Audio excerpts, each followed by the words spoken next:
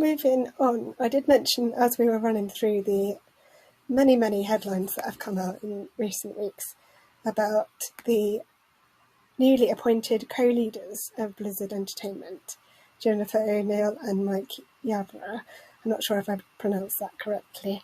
But do you think that appointing new co-leaders is a step in the right direction? Is it an action that is a positive step? Or is it just bluster, or look, see what we're doing, we're papering over the crack kind of thing? I think they're trying desperately. They're doing the sort of... They desperately want to get away with doing as little as possible. So that's what they've done. They go, oh, this has happened, this is terrible, and we want Activision Blizzard to be the best, most equal company ever. Have they stopped having a go at you saying, no, we'll go even further. We'll have new co-leaders. If they stop complaining, no. And then they'll keep on inching further along that, all the while pretending that they want to go as far as they possibly can, but really they don't. Really, it's like, so what I've heard something like you can get independent auditors whose what they do is they go into a company, they flesh out all of its demons and the problems with all of it to completely cleanse it and make it a really positive, equal work environment. But the problem with companies that have been run the way Activision Blizzard has become, everyone at the top is complicit in everything that's been happening all the way through. Yeah.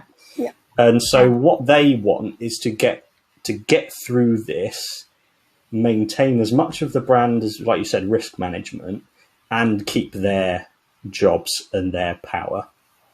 So that's the needle they're trying to thread. It's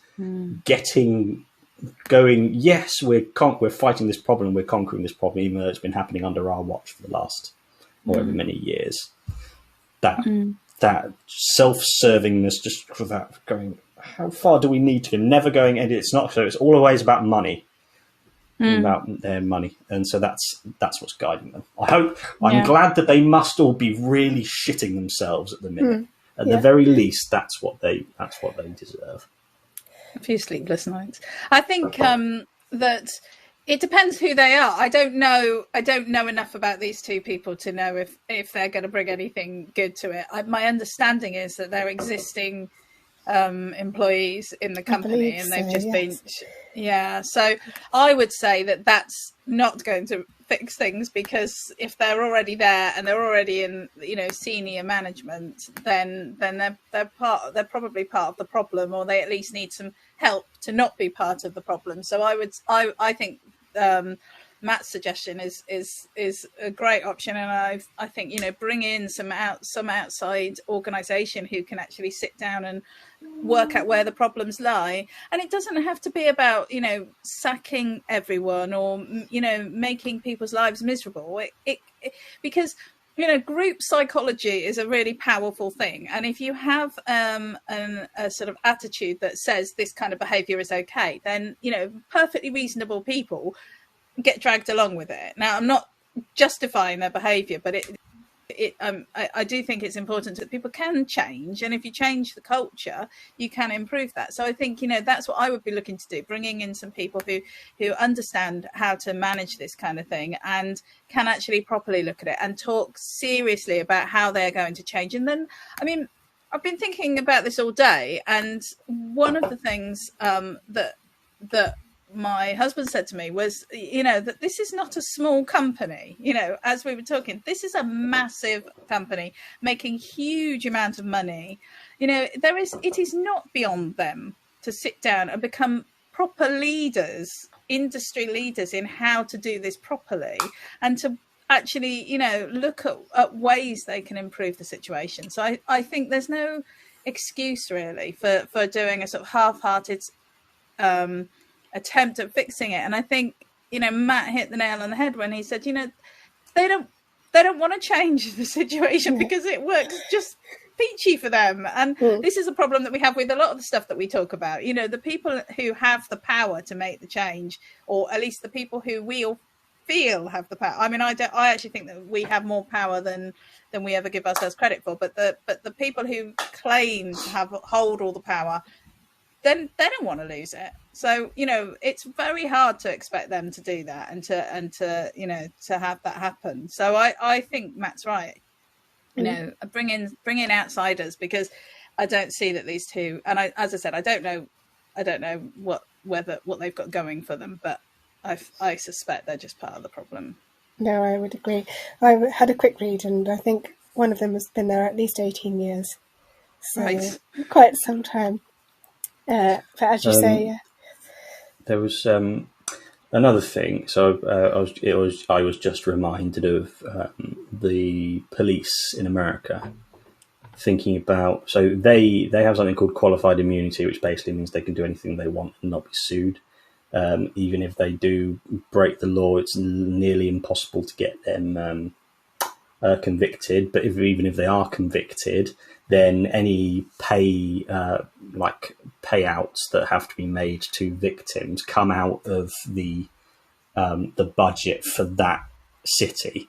So it's taxpayers paying for police crimes. So the police bail. So if you know that you can do whatever you want and it won't cost you, you're not going to go to prison and you're not going to have to pay any money, then you are going to do whatever you want with the power that you've been given. But so a commentator that I heard said that I can solve this in one go. Make the payouts from police lawsuits come out of the police pension fund. And then straight away, you'd think a lot harder before shooting someone if you thought it was going to come out of your own bank account. And then that's how you take culture instantly, with serious accountability and consequence.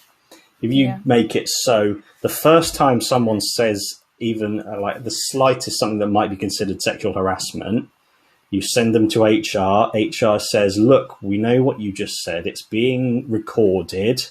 There's been reports.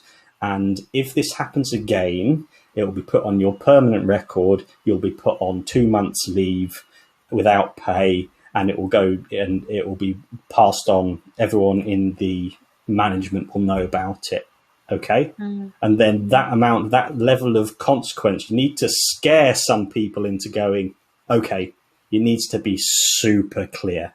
And so that's what I hope this instance have, considering it's a massive lawsuit by a state against a company.